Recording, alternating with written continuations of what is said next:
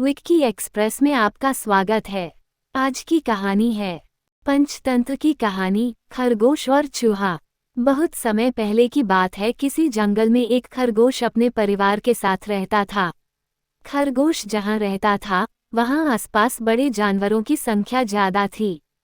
खरगोश और उसका परिवार हमेशा इस बात से डरे हुए रहते थे कि कोई जानवर आकर उन्हें नुकसान न पहुँचा दे। उन्हें अपने घर के आसपास जरा भी हलचल सुनाई देती थी तो वो झट से अपने बिल में छुप जाया करते थे। दूसरे जानवरों का डर उन पर इस कदर हावी था कि उनकी आहट भर सुनकर उनमें से कुछ खरगोशों की डर से मौत हो गई। ये सब देखकर खरगोश बड़ा परेशान रहता था। एक दिन घोड़ों का दल उनके घर के पास से गुजरा। घोड़ों की आवाज सुनकर सभी सहम गए और हमेशा की तरह अपने बिल में छुप गए।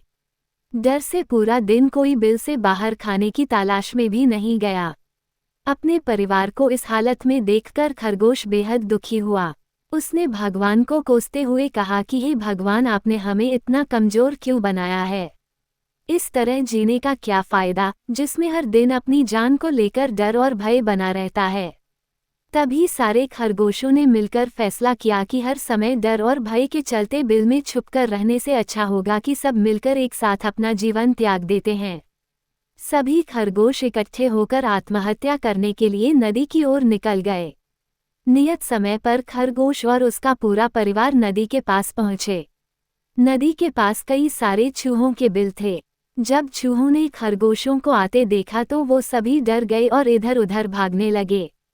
कुछ चूहे बिल में घुस गए तो कुछ नदी में गिरकर मर गए।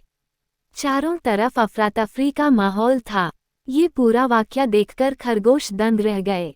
उन्हें इस बात का यकीन नहीं हो रहा था कि उन्हें देखकर भी किसी में दहशत हो सकती है। अब तक तो वह खुद को ही सबसे कमजोर प्राणी समझते थे और भगवान को दोष देते थे। अब खरगोशों की समझ में आ गया था कि भगवान ने दुनिया में अलग अलग खासियत के साथ जीव जंतु बनाए हैं। जो जैसा है उसे वैसे ही स्वीकार करना चाहिए। अगर किसी में कमी है तो उसमें कुछ गुण भी हैं। हर किसी में एक जैसे गुण नहीं हो सकते। ये समझने के बाद खरगोश और उसका परिवार घर वापस लौट गए। कहानी से सीख, प्रकृति ने सभी को शक्तिशाली बनाया है।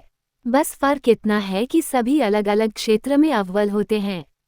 इसलिए हमेशा कमजोरी से भागने की जगह उसे ही अपनी ताकत बनाएं। सुनने के लिए धन्यवाद।